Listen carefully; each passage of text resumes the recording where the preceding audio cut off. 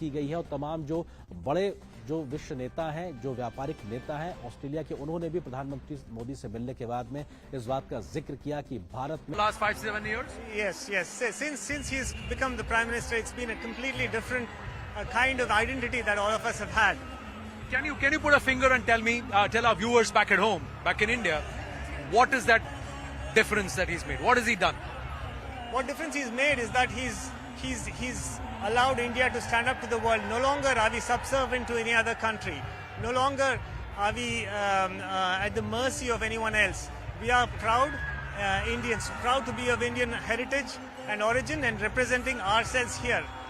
You think that's translating among the community also in your engagement in day-to-day life in Australia? Absolutely. I mean, the 200 odd years of being subjects to another country has had an impact, and now we are coming out of that psychologically as well, and that's made a tremendous difference. That's some deep-rooted insight. Shedding that colonial mindset is what he had said during Independence Day, and you're saying that it's taken some time, but it's finally happening. It is happening, and we hope that will continue. Lovely. I think we're all building up. Australian MPs are coming. He's going to enter from here. I see some of the Australian MPs and parliamentarians also making their come back from their meeting. So they just had a meeting with him, and they're back. And now we'll have the two prime ministers enter from here. So I should make my way there, Yes, shouldn't I? yes, All right. all the Thank you best. so much, Lovely. Jacob. Thank you. So there you go. So you get some news also. What the Prime Minister has done is he's also engaged with some of the Australian MPs who all made their way from here. And they're, after the meeting, they have come around and they've come this way. And as they are walking in, the MPs are walking in. There is meeting and greeting that is happening. Leader oppositions are very popular. I think I can spot Peter Dutton there. I can spot Alex Hawke there. A lot of the MPs who are present there. So the shadow ministers are also present. The Labour ministers in government, they are also present. They're all walking in. And like I said, these empty seats are filling up. The seats in the galleries are also filling up. But these seats will fill up once the Prime Minister comes. Everybody's thinking, is the Prime Minister coming from there? No. I'll tell you why we picked this spot. Because we could get you the best view of Prime Minister Anthony Albanese and Prime Minister Narendra Modi walking out from there. That's where they're going to be walking out of. Let me go and talk to the ladies once again and get there and ask them. Let me ask you. So I'm back here with the volunteers. You're all occupying this place. Yes. Are you not misusing your position as volunteers? It's all okay. It's fair. It's fair when it comes to Modi ji के लिए सब कुछ थोड़ा माफ. 2 minute के लिए घूम जाएंगे. मेरा कैमरा उधर है. वो वहाँ जगह छोड़ के नहीं आ सकता. अब आप बोले मोदी जी के लिए सब माफ. सब कुछ माफ. It's fair when you want to see Modi. It's fair when you want to see Modi. It's all right. Anything, everything for Modi. Okay, tell me. Why, ma'am? Why anything, everything for Have Modi? you seen that video? The things which he has done for his country. Yeah. Yes. And you can see, we never had this image after getting independence, and this is the first time happening. Yes. तो मराठी मध्ये पूछू तो मोदी तुम्हाला छान फार वाटतं. खूप छान. No one can be best than Modi. So very honest Prime Minister. Very honest Prime Yes, Minister. very honest. Honest Prime Minister, committed to India, and he's done something good for the country. I would say. Committed to the country. So committed to India. Well-being of the country, yes, To the well-being definitely. of the country. You are among the first people. आपको देखे बिना आगे निकल गए तो? कोई बात नहीं. We are sure he will see us. You're sure you'll see us. We will make sure our voice reaches to up to him. Your So, yes. voice reaches to him. What are you expecting from him tonight? What are you expecting to hear from him tonight? Some good news about energy which he has. That Yeah. we're just waiting for him to just You're spread just that waiting for around. him. Yes. Okay. Spread the positive energy around. Okay. Who's the gentleman who's walking around in the golden kurta there? That's Ramya Baranji. He is part of HSS.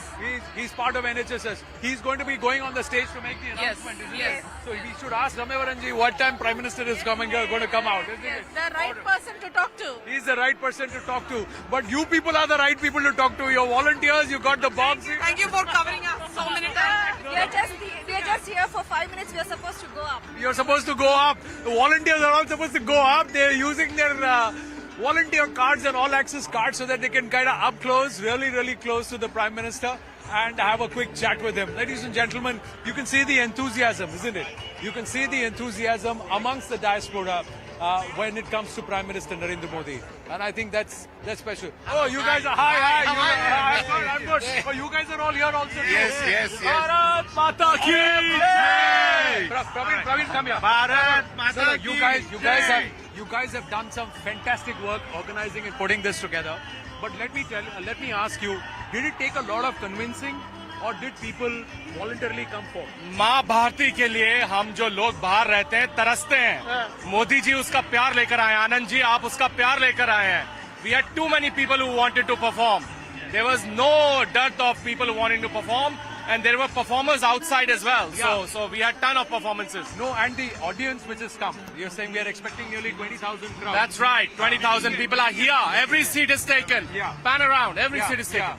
The upper galleries, those people are still waiting to go up. Yes. What's the story there? Yes, The tickets are sold, I'm told. Yes, every ticket is gone and people are outside because of security reasons. People came late, so we cannot let them in. But every seat is gone. Every seat is gone. Every seat is gone. Every seat is gone. Thank we are you. live on the broadcast in wow. India. In India. Say hello to my mom and dad. I love you. Bharat Mata ki jai. Bharat Mata ki jai. Modi ji's fever. Being a weekday, everyone is here. Yeah. I'm looking at 20,000 Australians who are there right in the bang middle of the week, and they've come to see a prime minister of another country. Only Modi, Modi, Modi, Modi. All right, guys, find your spot. The PM is about to come. There you go. The countdown says less than 1 minute. Pull up the ranks, ladies and gentlemen. The spotlight, the camera is not me. Camera is waiting to watch. That is Prime Minister Narendra Damodar Das Modi, who's going to make his way in. And I'm going to make my way through this crowd of the media and people. And I hope you can still spot me. I've made Arpit's job very tough, Vijay, because I've told him not to leave that spot. Right through the day, he's been hooked to that spot because that's the only way we've been able to get you these pictures. There you go. There you go. There you go. The countdown begins. Are you ready? Alrighty. I believe he's in the building. Everybody look up at the screens now. There you go. Those are the pictures.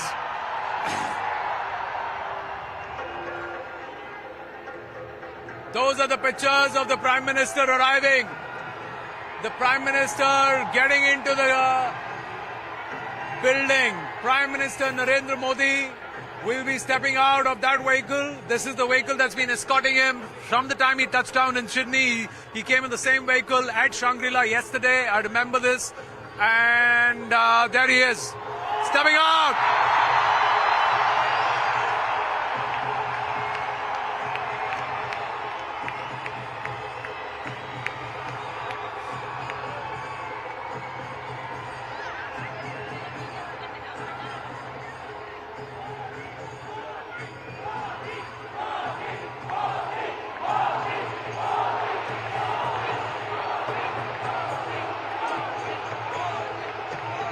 Oh, this is just fascinating, ladies and gentlemen.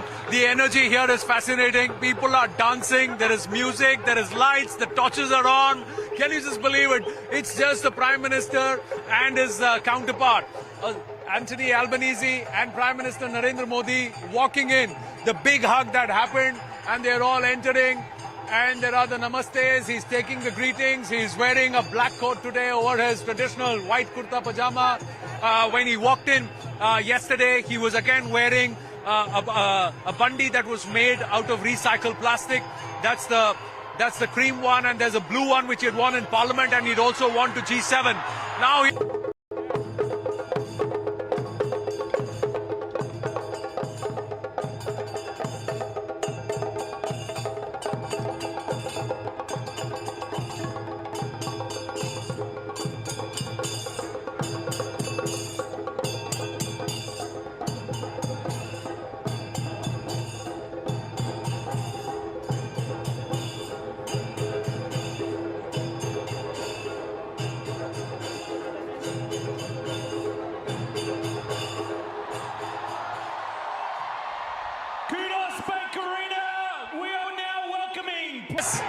who are here amidst chants of Modi, Modi. Prime Minister Narendra Modi walks up, straight up to the dais. There you go. cheer.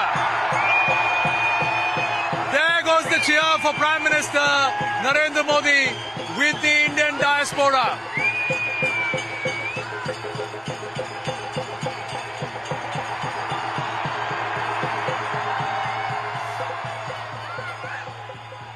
Cheering up to the upper galleries.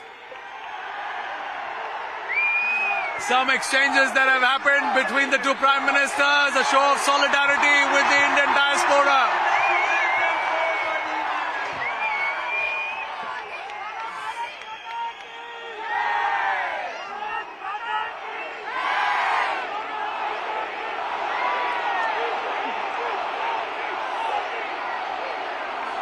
So as the two prime ministers stand for a photo op and the national anthem.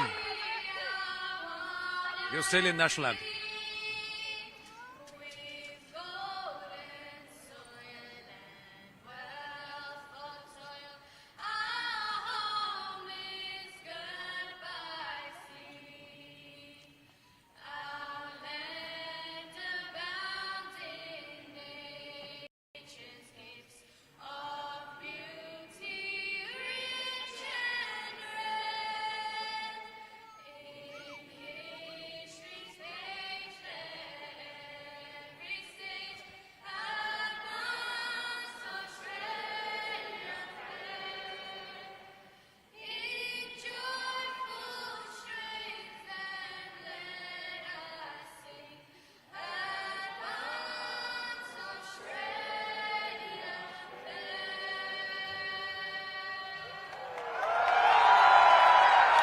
Big cheer for the Australian national anthem, sung with heart by the Australians. Now it's time for the Indian national anthem.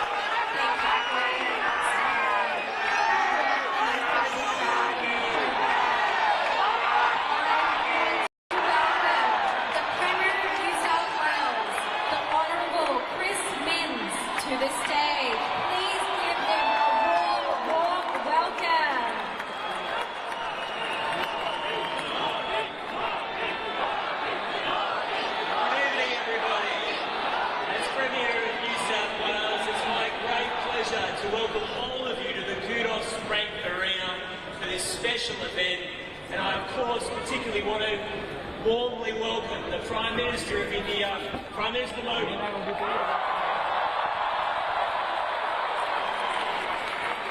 a moment, I will introduce Australia's Prime Minister, Anthony Albanese, but first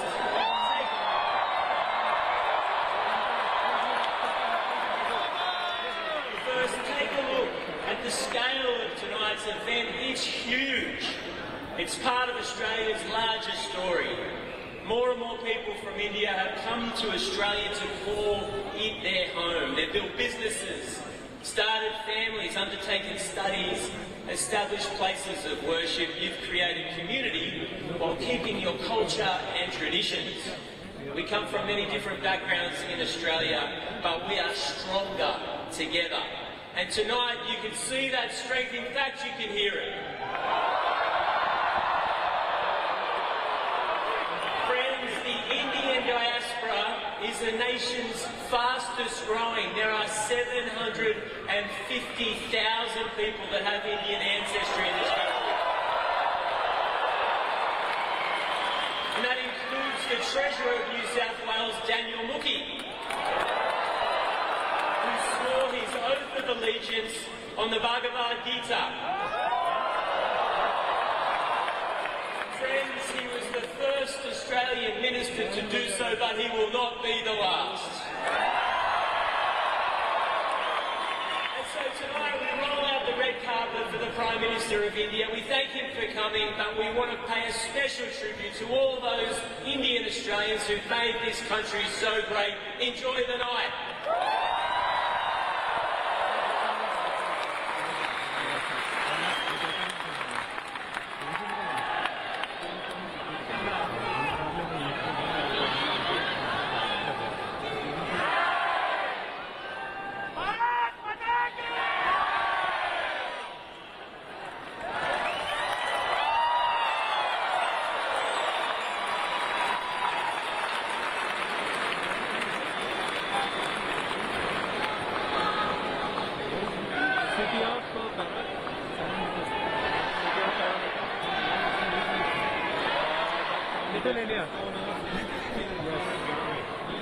Thank you, friends.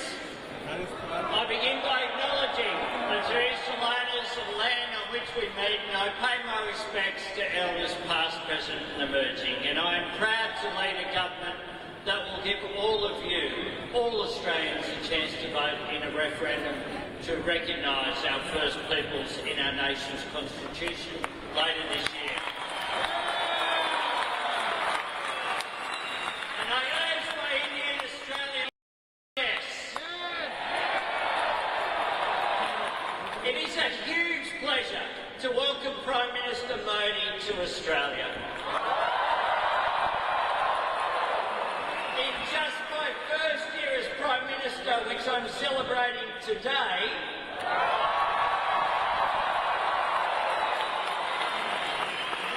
I have met the Prime Minister, my friend, 6 times. But absolutely nothing beats standing with him on a stage like this, looking out at this magnificent sea of faces. What an honour. And what a joy it is to get to welcome Prime Minister Modi here with all of you. I get to speak to some pretty big crowds as Prime Minister, but I have to say that the warmth and the energy here tonight is absolutely second times.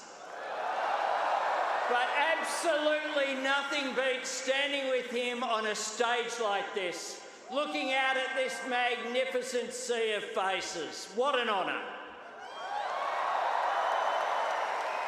And what a joy it is to get to welcome Prime Minister Modi here with all of you. I get to speak to some pretty big crowds as Prime Minister, but I have to say that the warmth and the energy here tonight is absolutely second to none.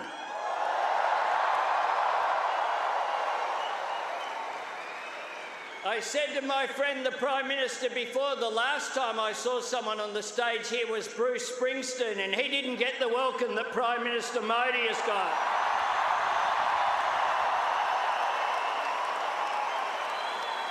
Prime Minister Modi is the boss.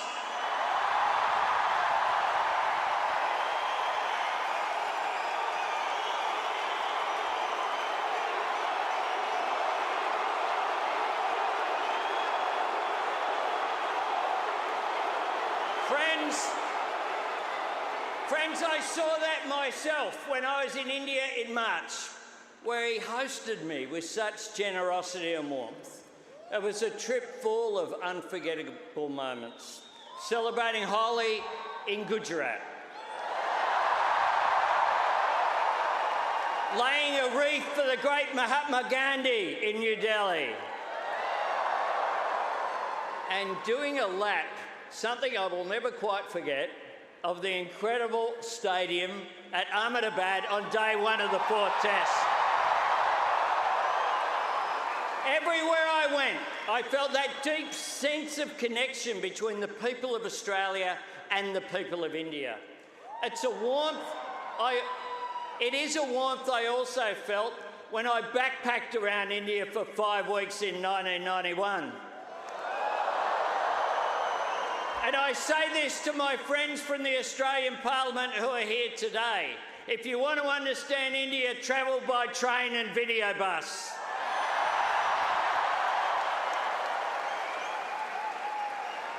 And you can even hitchhike. They're very friendly. It is a connection that I feel here tonight. And once again, I feel so grateful to be a part of it. Your million-strong community has contributed so much to this country. The people here tonight, your families, your communities, will always be the lifeblood of the relationship that India and Australia share. And tonight I announce that the new Centre for Australia-India Relations will be based in Parramatta.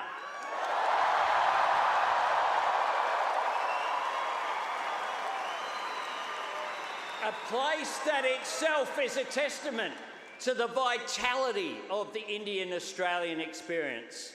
One that after last night has a proud Indian Australian, Samir Pandey, as its Lord Mayor. Congratulations.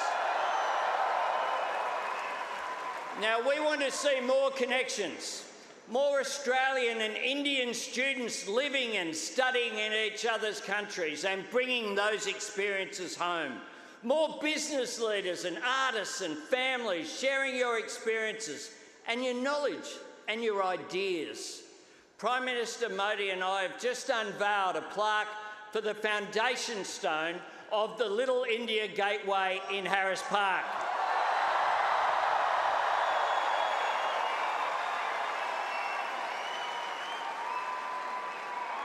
But tonight, and won't that be good to visit? But tonight, as Prime Minister, I want to say thank you. You have brought the spirit of the world's biggest democracy to Australia. And you have helped make our democracy stronger and more inclusive. You've strengthened Australian society, bringing our country the benefits and riches of such a beautiful and diverse culture. And I'm so proud that you have made Australia your home, that you see your life and your future here. You make our nation and our shared communities better. You make Australia stronger. Friends, I want you to give a big Australian welcome to my dear friend, Prime Minister Narendra Modi.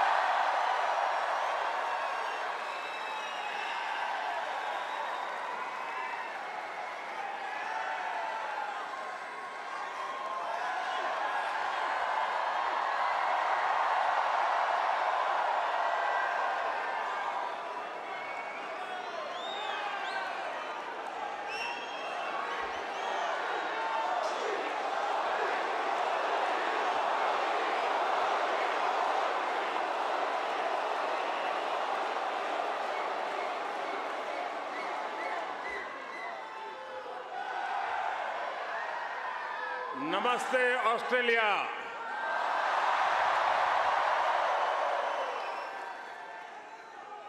Australia के प्रधानमंत्री और मेरे प्रिय मित्र His Excellency Albanese,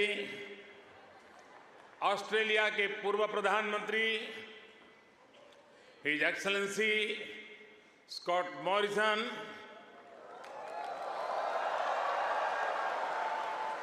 new South Wales के premier Chris Minns, Foreign Minister Penny Wong,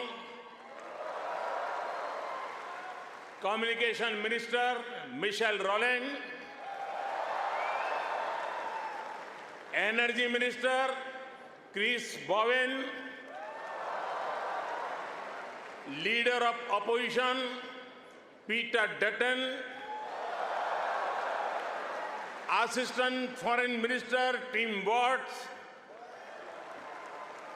new South Wales के उपस्थित मंत्रिमंडल के सभी आदरणीय सदस्य,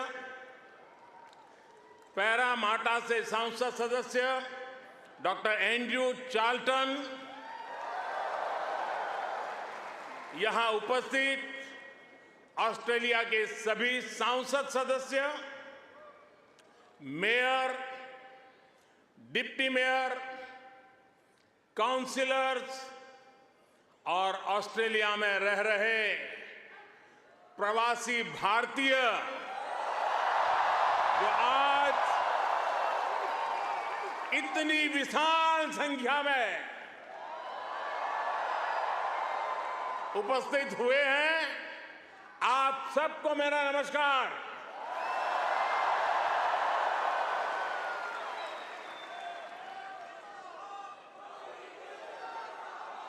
First of all, I acknowledge the traditional custodians of the lands that we are meeting here on today.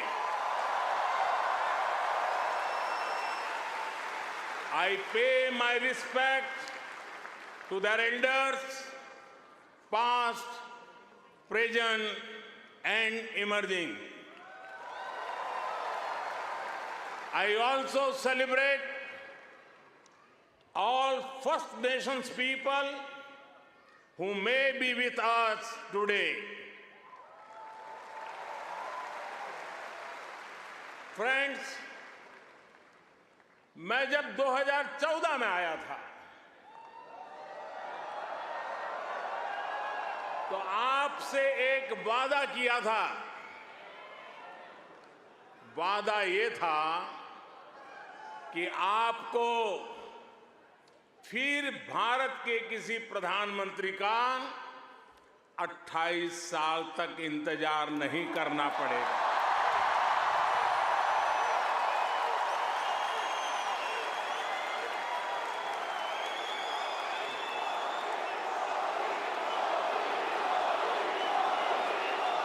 तो लीजिए, यहां सिडनी में इस ऐना में मैं फिर हाजिर हूं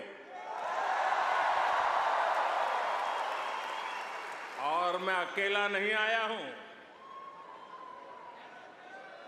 प्रधानमंत्री अल्बेनीजी भी मेरे साथ आए हैं। मिस्टर प्राइम मिनिस्टर, अपने बहुत व्यस्त कार्यक्रम में से हम सभी के लिए आपने समय निकाला है। ये हम भारतीयों के प्रति आपके स्नेह को दर्शाता है। आपने जो अभी कहा वो दिखाता है कि ऑस्ट्रेलिया के मन में भारत के प्रति कितना प्रेम है। इसी वर्ष मुझे प्रधानमंत्री जी का भारत की धरती पर अहमदाबाद में स्वागत करने का अवसर मिला था।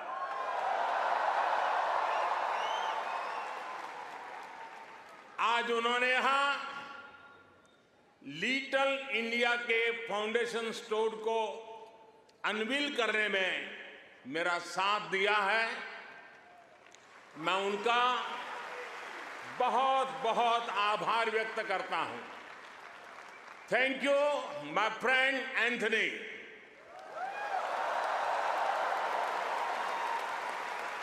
ये लिटिल इंडिया ऑस्ट्रेलिया के विकास में भारतीय समुदाय के योगदान का भी एक रिकॉग्निशन है। मैं न्यू साउथ वेल्स के प्रीमियर, पैरामाटा शहर के मेयर, डिप्टी मेयर और काउंसिलर्स को इस विशेष सम्मान के लिए धन्यवाद देना चाहता हूं। साथियों, मुझे खुशी है कि न्यू साउथ वेल्स में प्रवासी भारतीय समुदाय से कई लोग सार्वजनिक जीवन में सक्रिय भागीदारी कर रहे हैं, अपनी पहचान बना रहे हैं। वर्तमान न्यू साउथ वेल्स की सरकार में डिप्टी प्रीमियर, प्रूकार, ट्रेजरर डेनियल मुखी बड़ा कंट्रीब्यूशन कर रहे हैं। और कल ही भाई समीर पांडे पैरामाटा के लॉर्ड मेयर चुने गए हैं। मैं सबका अभिनंदन करता हूं, बहुत बहुत बधाई देता हूं। साथियों, आज जब पैरामाटा में यह सब हो रहा है, तभी ये जानकारी भी आई है कि पश्चिमी ऑस्ट्रेलिया के पर्थ शहर में भारतीय सैनिक नयन सिंह सैलानी के नाम पर सैलानी एवेन्यू बनाया गया है। उन्होंने पहले विश्व युद्ध में ऑस्ट्रेलिया की फौज के लिए लड़ते हुए वीर गति प्राप्त की थी। इस सम्मान के लिए मैं पश्चिमी ऑस्ट्रेलिया के नेतृत्व का आदरपूर्वक अभिनंदन करता हूं। साथियों, एक समय था जब कहा जाता था कि भारत ऑस्ट्रेलिया के संबंधों को 3C डिफाइन करते हैं, ऐसा पहले कहा जाता था। ये कौन से 3C हैं? कॉमनवेल्थ, क्रिकेट और करी।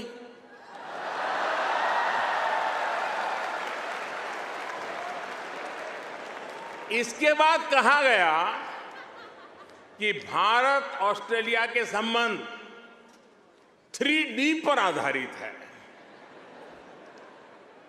डेमोक्रेसी, डायस्पोरा और दोस्ती। कुछ लोगों ने यह भी कहा कि भारत ऑस्ट्रेलिया के संबंध 3E पर आधारित है। एनर्जी, इकोनॉमी और एजुकेशन। यानी कभी C, कभी D, कभी E। अलग अलग कालखंड में ये बात संभवतः सही भी रही है, लेकिन भारत और ऑस्ट्रेलिया के ऐतिहासिक संबंधों का विस्तार इससे कहीं ज्यादा बड़ा है। और जानते हैं, इन सारे संबंधों का सबसे बड़ा आधार क्या है? जानते हैं?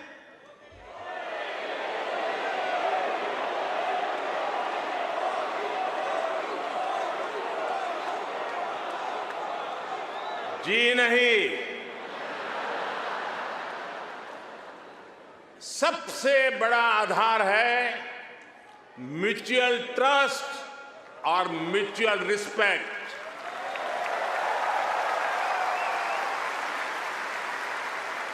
ये म्यूचुअल ट्रस्ट और म्यूचुअल रिस्पेक्ट सिर्फ भारत ऑस्ट्रेलिया के डिप्लोमेटिक रिश्तों से विकसित नहीं हुआ है। इसकी असली वजह है, इसकी असली ताकत है आप ऑस्ट्रेलिया में रहने वाले हर एक भारतीय, आप उसकी असली ताकत है। इसकी असली वजह है ऑस्ट्रेलिया के 2.5 करोड़ से ज्यादा सिटीजन्स। साथियों, हमारे बीच भौगोलिक दूरी जरूर है, लेकिन हिंद महासागर हमें आपस में जोड़ता है। हमारी जीवन शैलियां भले अलग अलग हो, लेकिन अब योगा ये भी हमें जोड़ता है। क्रिकेट से तो हम ना जाने कब से जुड़े हुए हैं, लेकिन अब टेनिस और फिल्में भी हमें जोड़ रही है।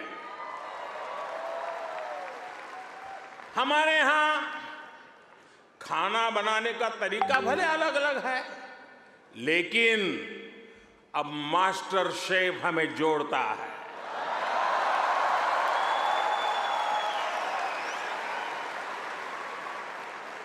हमारे यहां पर्व त्योहार भले अलग अलग मनाए जाते हैं, लेकिन हम जुड़े हुए हैं दिवाली की रौनक से,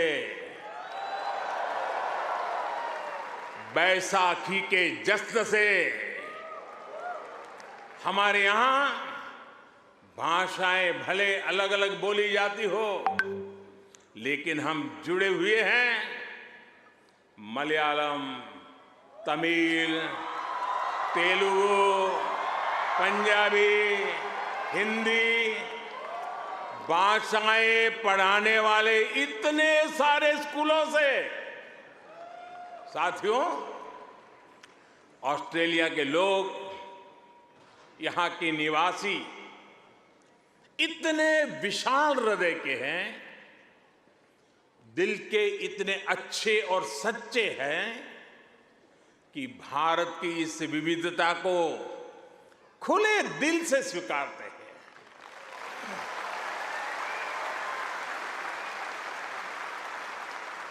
और यही वजह है कि पैरामाटा स्क्वायर किसी के लिए परमात्मा चौक बन जाता है।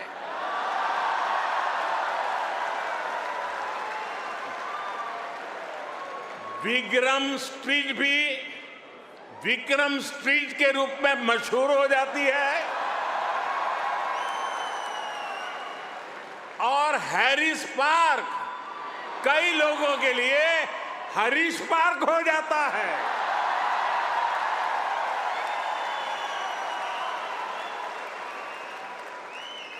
वैसे मैंने सुना है कि हैरिस पार्क में चटका की चाट,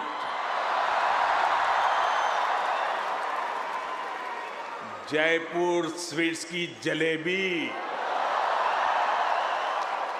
उसका तो कोई जवाब ही नहीं है। मेरी आप सबसे रिक्वेस्ट है, आप लोग कभी मेरे मित्र पीएम एल्बनीज़ी को भी वहां जरूर ले जाइएगा। और साथियों, जब खाने की बात चली है और चाट की बात चली है, तो लखनऊ का नाम आना भी स्वाभाविक ही है। मैंने सुना है सिडनी के पास लखनऊ नाम की जगह भी है, लेकिन मुझे पता नहीं वहां भी चाट मिलती है क्या। अच्छा, यहां भी तो शायद दिल्ली के पास वाले लखनऊ के लोग होंगे ही होंगे, है क्या? वाह, वाकई Delhi street, Bombay street, Kashmir Avenue, Malabar Avenue, जैसी कितनी ही सड़कें यहां ऑस्ट्रेलिया में आपको भारत से जोड़े रखती है। मुझे बताया गया कि अब तो ग्रेटर सिडनी में इंडिया परेड भी शुरू होने जा रही है।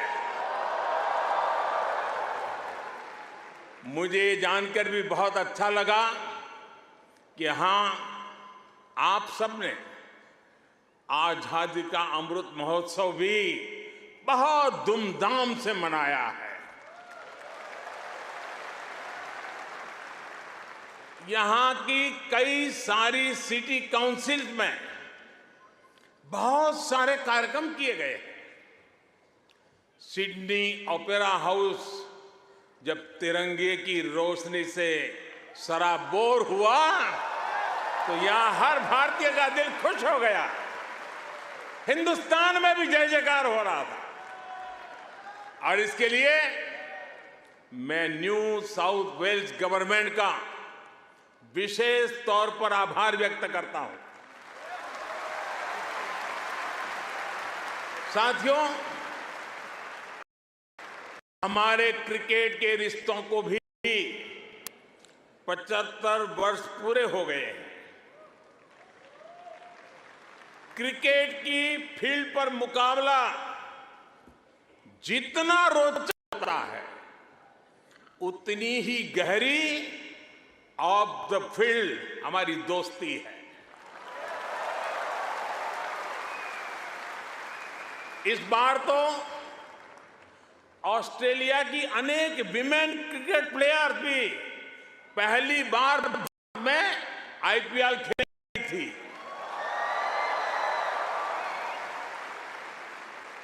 और साथियों, ऐसा नहीं है कि हम सिर्फ सुख के ही साथी हैं। अच्छा दोस्त तो सुख का तो साथी होता है, दुख का भी साथी होता है।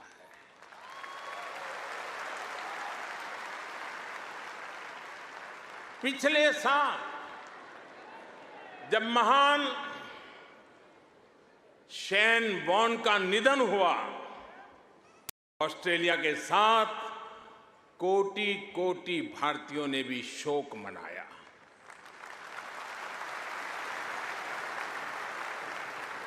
ये ऐसा था जैसे हमने अपना कोई खो दिया है।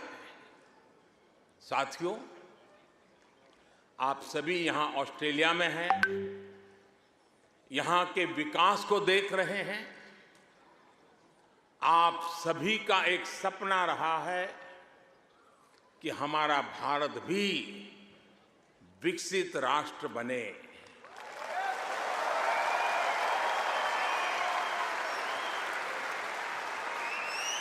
है ना आपका सपना? है ना आपका सपना? है ना आपका सपना? जो सपना आपके दिल में है, वो सपना मेरे दिल में भी है। ये मेरा भी सपना है। 140 करोड़ भारतीयों का सपना है। साथियों, भारत के पास सामर्थ्य की कमी नहीं है। भारत के पास संसाधनों की कमी भी नहीं है। आज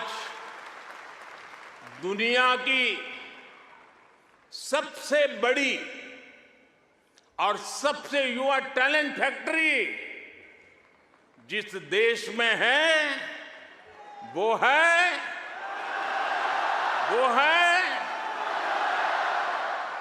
सही जवाब दे रहे हैं आप, वो है इंडिया। मैं ये बात फिर दोहरा रहा हूं, आज दुनिया की सबसे बड़ी और सबसे युवा टैलेंट फैक्ट्री जिस देश में है, वो है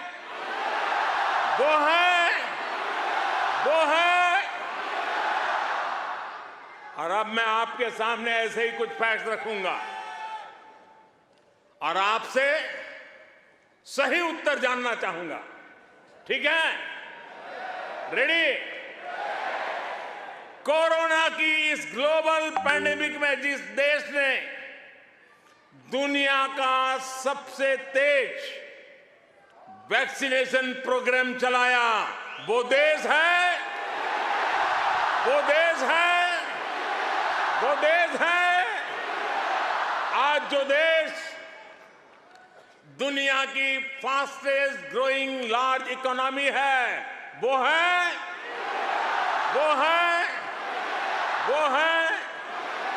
आज जो देश दुनिया में नंबर 1 स्मार्टफोन डेटा कंज्यूमर है, वो देश है, वो देश है, वो देश है।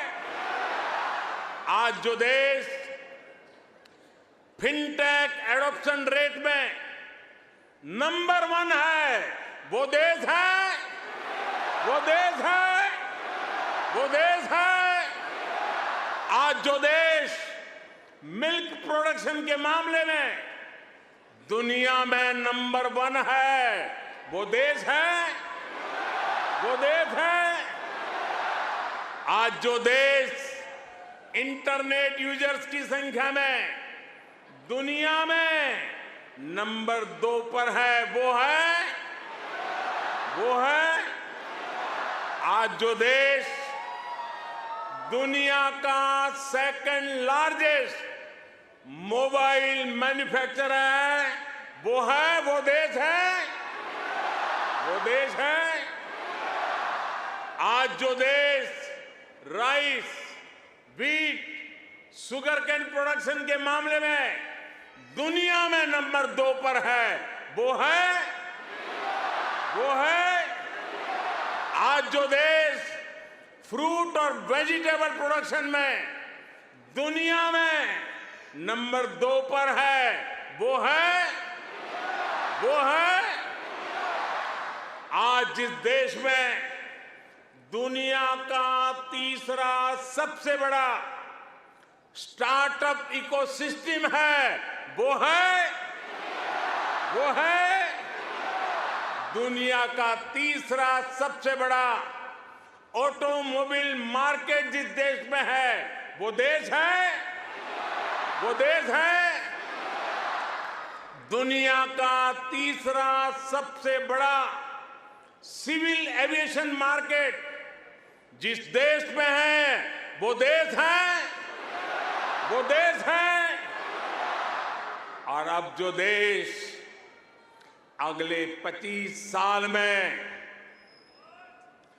विकसित होने के लक्ष्य के साथ आगे बढ़ रहा है, वो देश है, वो देश है। साथियों, आज IMF भारत को ग्लोबल इकोनॉमी का ब्राइट स्पॉट मानता है। वर्ल्ड बैंक का विश्वास है कि ग्लोबल हेडविंड्स को अगर कोई चुनौती दे रहा है तो वो भारत है। आज दुनिया के कई देशों में बैंकिंग सिस्टम पर संकट है, लेकिन दूसरी तरफ भारत के बैंकों की मजबूती की आज चारों तरफ प्रशंसा हो रही है। दुनिया में 100 साल में आए सबसे बड़े संकट के बीच भारत ने बीते वर्ष रिकॉर्ड एक्सपोर्ट किया है। आज हमारा फॉरेक्स रिजर्व नई बुलंदियां छू रहा है। फ्रेंड्स, भारत ग्लोबल गुड के लिए कैसे काम कर रहा है, इसका उदाहरण हमारा डिजिटल स्टैक है।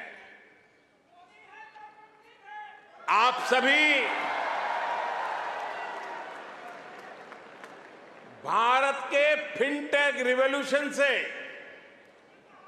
भली भांति परिचित है। आपको याद होगा जब मैं 2014 में यहां आया था तब मैंने आपसे एक सपना साझा किया था। मेरा वो सपना था कि भारत में गरीब से गरीब का अपना बैंक खाता हो।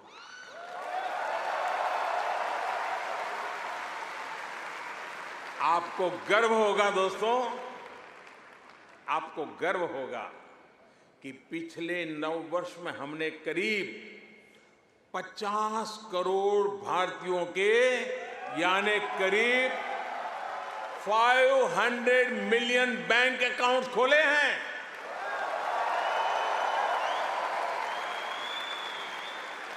और सिर्फ बैंक अकाउंट खोलना ही हमारी सफलता, हम वहां अटकते नहीं हैं।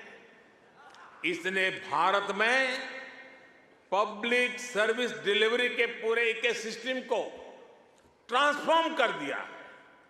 हमने Jan Dhan bank account, mobile phone और आधार आईडी की एक जैम ट्रिनिटी, JAM ट्रिनिटी बनाई है। आप सोचिए, इसे एक क्लिक पर करोड़ों करोड़ों देशवासियों तक डायरेक्ट बेनिफिट ट्रांसफर DBT संभव हुआ है। और आपको और खुशी होगी, बीते 9 वर्षों में यह आंकड़ा भी आपको बहुत आनंद देगा। बीते 9 वर्षों में 28 लाख करोड़ रुपए यानी 500 बिलियन ऑस्ट्रेलियन डॉलर से भी ज्यादा सीधे जरूरतमंदों के बैंक अकाउंट में भेजे गए हैं।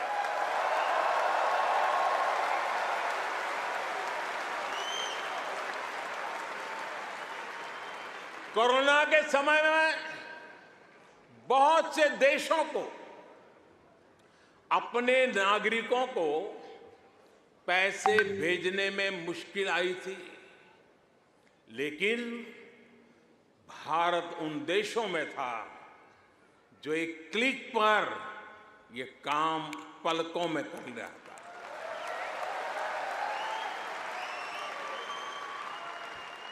यूनिवर्सल पब्लिक इंटरफेस यानी यूपीआई ने भारत में फाइनेंशियल इंक्लूजन को नई ऊंचाई पर पहुंचा दिया है। आज दुनिया के 40%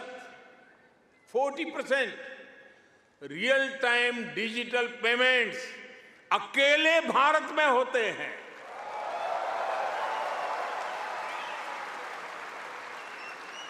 आप अभी भारत आए होंगे तो देखा होगा, आज फल सब्जी या पानी पूरी के ठेले हो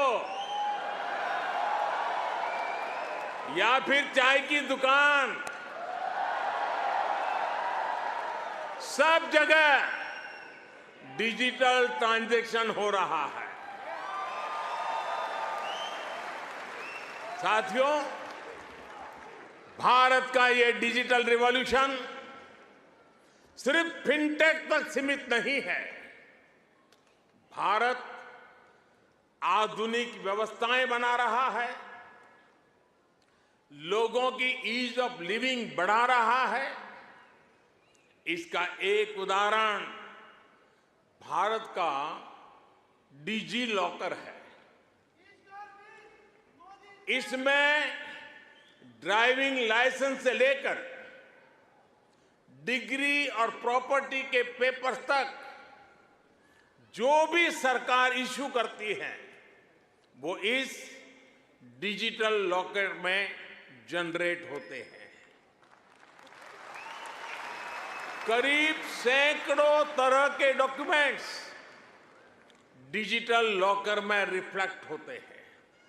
आपको फिजिकल कॉपी स्टोर करने की जरूरत नहीं है, बस एक पासवर्ड काफी है। और इससे 15 करोड़ से ज्यादा यानी 150 मिलियन से भी ज्यादा भारतीय जुड़ चुके हैं।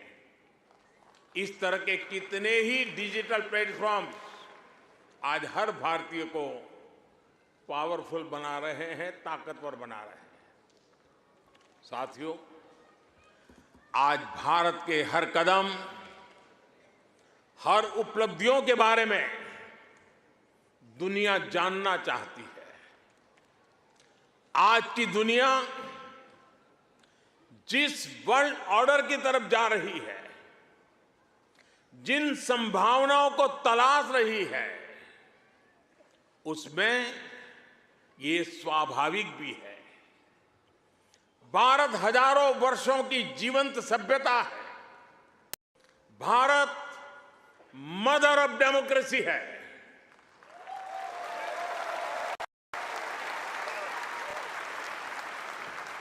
ने समय के अनुसार खुद को ढाला है, लेकिन अपने मूल सिद्धांतों पर, फंडामेंटल्स पर हमेशा टिके रहे हैं। हम राष्ट्र को भी एक परिवार के रूप में देखते हैं और विश्व को भी एक परिवार मानते हैं। वसुधैव कुटुंबकम। और इसलिए जब भारत अपनी G20 प्रेसिडेंसी की थीम तय करता है तो कहता है, अपने आदर्शों को जीने का उसका स्वभाव देखिए। G20 प्रेसिडेंसी में भारत कहता है, one earth, one family, one future.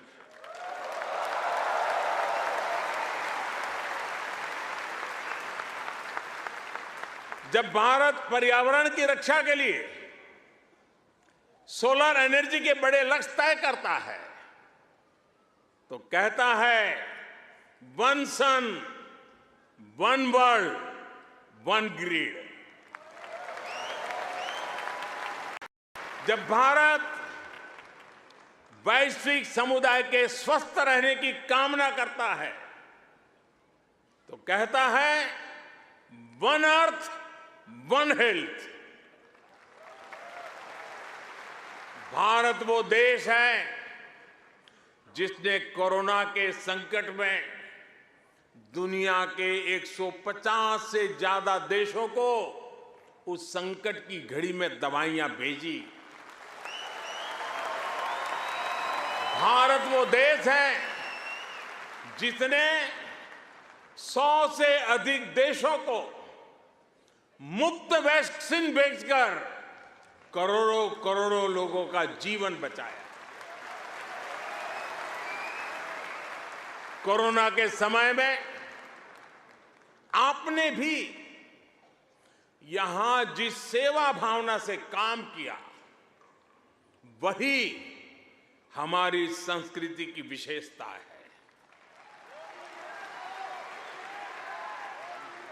आज शहीदों के सरताज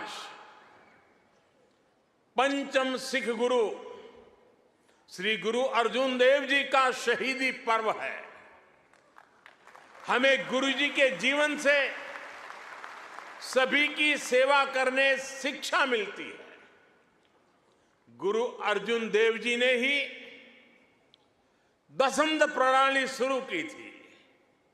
इसी प्रेरणा से कोरोना के दौरान भी कितने ही गुरुद्वारों के लंगर ने यहां लोगों की मदद की। इसी दौर में कितने ही मंदिरों की रसोई यहां पीड़ितों के लिए खुल गई। ऑस्ट्रेलिया में रहकर पढ़ाई कर रहे स्टूडेंट्स भी बड़ी संख्या में लोगों की मदद के लिए आगे आए। विभिन्न सामाजिक संगठनों ने भी इस दौरान बहुत लोगों की मदद की। भारतीय कहीं भी रहे, एक मानवीय भाव उनमें समाहित रहता है। साथियों, मानवता के हित में ऐसे ही कार्यों के कारण आज भारत को फोर्स ऑफ ग्लोबल गुड कहा जा रहा है। जहां कहीं भी कोई आपदा होती है, भारत मदद के लिए तैयार मिलता है। जब भी कोई संकट आता है, भारत समाधान के लिए तत्पर रहता है। आज चाहे इंटरनेशनल सोलर अलायंस के द्वारा सौर ऊर्जा का उपयोग बढ़ाना हो, चाहे आपसी सहयोग के माध्यम से डिजास्टर रिजिलिएंट इंफ्रास्ट्रक्चर तैयार करना हो, चाहे इंटरनेशनल बिग कैट अलायंस को नेतृत्व देना हो, भारत ने हमेशा अलग अलग देशों को एकजुट करने के लिए एक बाइंडिंग फोर्स की तरह काम किया है। अभी अभी जब तुर्की में भूकंप ने तबाही मचाई, तब भारत ने ऑपरेशन दोस्त के द्वारा मदद का हाथ बढ़ाया। भारत अपने हितों को सबके हितों से जोड़कर देखता है। सबका साथ, सबका विकास, सबका विश्वास और सबका प्रयास, ये हमारी डोमेस्टिक गवर्नेंस का भी आधार है और ग्लोबल गवर्नेंस के लिए भी यही विजन है। साथियों, आज भारत और ऑस्ट्रेलिया के बीच स्ट्रेटेजिक पार्टनरशिप निरंतर गहरी हो रही है। हाल में इकोनॉमिक कोऑपरेशन और ट्रेड एग्रीमेंट ECTA एकता साइन किया है। अनुमान है इससे दोनों के बीच ट्रेड अगले 5 वर्ष में 2 गुने से अधिक हो जाएगा। अब हम कॉम्प्रिहेंसिव इकोनॉमिक कोऑपरेशन एग्रीमेंट पर काम कर रहे हैं। हम और रिलायबल सप्लाई चेन्स का निर्माण कर रहे हैं। इससे दोनों देशों के बिजनेस को बल मिलेगा ही, दुनिया को भी नया विश्वास मिलेगा। आज भारत और ऑस्ट्रेलिया के बीच कई डायरेक्ट, बीते वर्षों में फ्लाइट्स की संख्या बढ़ी है। आने वाले दिनों में इनकी संख्या और बढ़ेगी।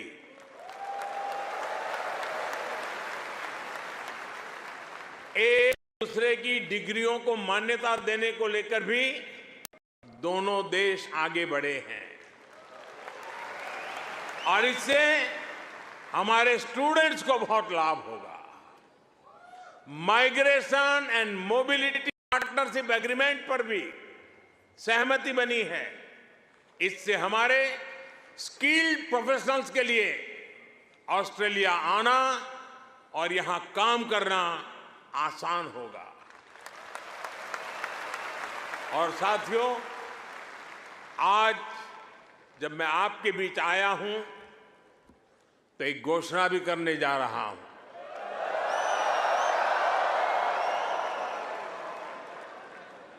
ब्रिस्बेन में भारतीय समुदाय की बहुत समय से जो मांग थी, अब उसे पूरा किया जाएगा।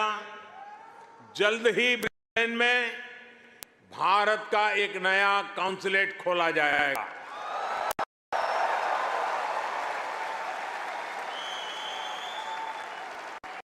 फ्रेंड्स, भारत और ऑस्ट्रेलिया की गहरी होती पार्टनरशिप मां भारती में आस रखने वाले प्रत्येक व्यक्ति को सशक्त करेगी।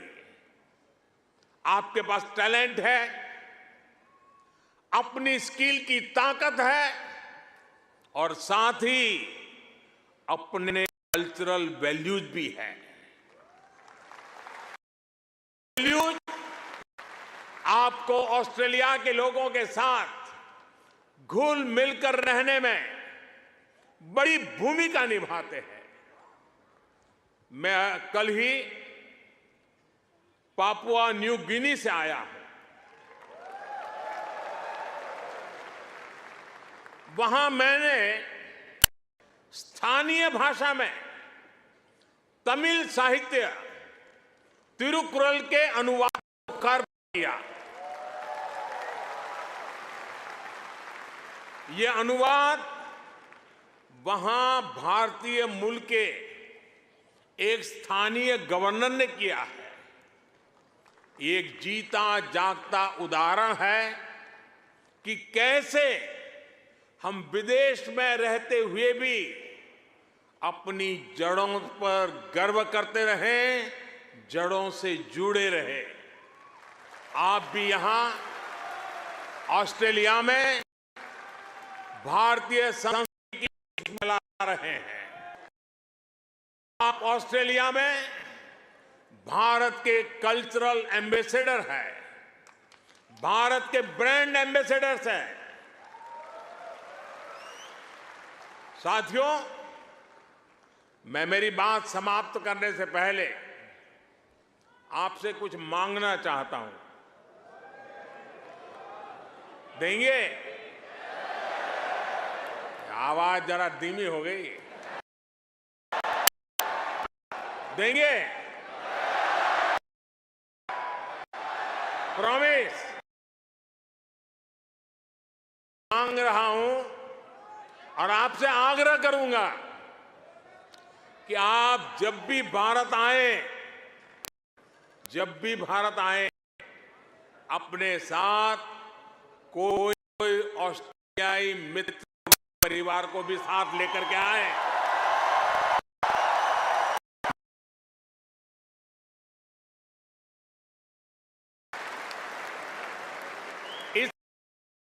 उन्हें भारत को समझने का, जानने का और ज्यादा बेहतर मौका मिलेगा।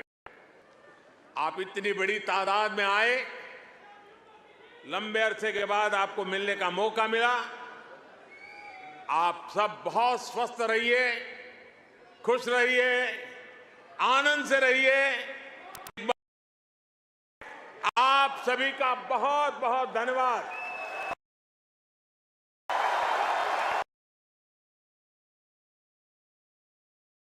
भारत माता की, भारत माता की, भारत माता की। बहुत बहुत धन्यवाद।